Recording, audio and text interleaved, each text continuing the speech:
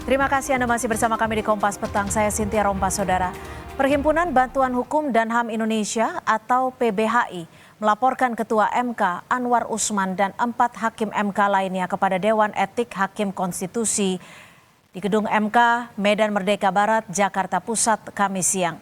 Pelaporan kelima hakim MK ke Dewan Etik ini, Saudara, terkait dugaan pelanggaran kode etik dan perilaku hakim pada putusan batas usia Capres-Cawapres.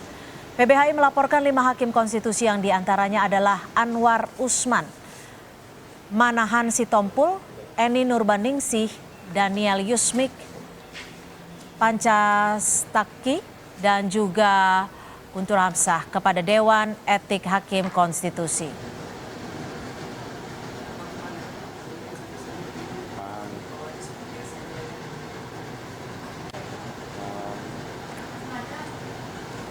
Lebih lengkap terkait laporan ini kita sudah bergabung dengan pelapor yang juga Ketua PBHI, sudah ada Mas Julius Ibrani. Mas Julius, dari pelaporan ini pelanggaran apa yang dilakukan Hakim MK yang masuk dalam laporan Anda saat sidang putusan terkait gugatan batas usia Capres-Cawapres kemarin, Mas Julius? Ya, baik. Sebelum ke sana, saya mau menjelaskan dulu, Mbak Cynthia. Jadi, untuk tidak menimbulkan perdebatan dan dibawa kepada ruang politik, kami tegaskan laporan PBHI itu merujuk langsung ya pada substansi putusan yang diambil oleh keseluruhan 9 hakim konstitusi. Jadi, bahan kami adalah resmi. Dan juga beberapa pemberitaan di media massa yang juga resmi dan diakui. Jadi, ada beberapa aspek. Aspek pertama adalah soal administrasi gitu ya.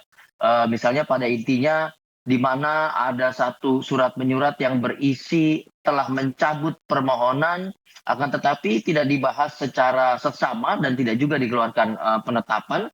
Yang kedua juga soal formil, di mana menitik beratkan pada persoalan kedudukan hukum atau legal standing dari si pemohon, yang tentunya berdampak pada kerugian konstitusional, baik kerugian langsung ataupun potensial, yang tidak tergambarkan dalam profil si pemohon dalam permohonannya, yang justru menggambarkan profil Gibran Rakabuming selaku wali kota Solo yang berpengalaman, yang membawa Solo menjadi satu kota yang lebih baik, begitu sepertinya.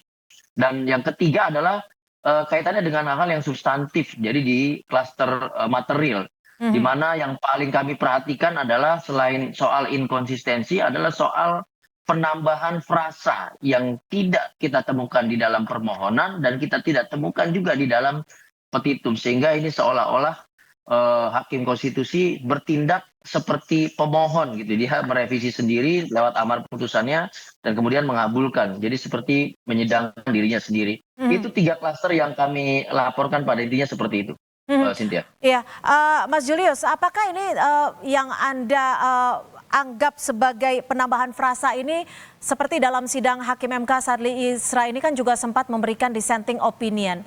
Apakah menurut Anda sudah terlihat ada kejanggalan dalam sidang ini atau ada poin-poin lain yang menjadi pertimbangan Anda? Ya, kejanggalan di seluruh titik itu sudah janggal ya. Pertama tadi saya bicara soal administrasi.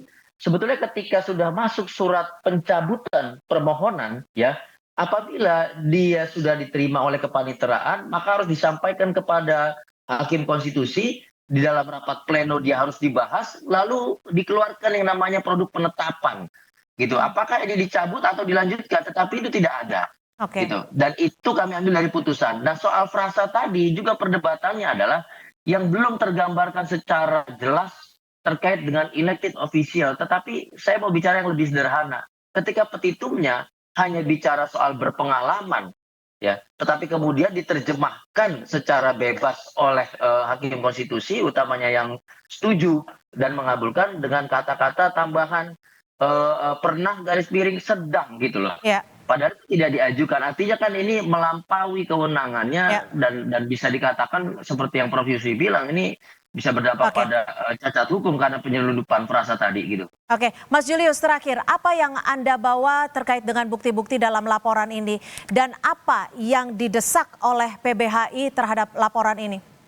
Yang pasti kami merujuk pada isi putusan, ditambah tayangan ketika Ketua MK Anwar Usman bicara soal putusan di satu kuliah umum di Semarang gitu ya, membicarakan isi putusan, dan itu statementnya sendiri ya, memang ini perkara dan belum diputus, itu yang dia sampaikan, jadi tegas sekali. Yang kedua adalah kami merujuk pada seluruh isi putusan, maka putusan-putusan itu yang nanti kami lengkapi juga. Selain legal standing kami PBHI selaku pelapor secara kelembagaan gitu.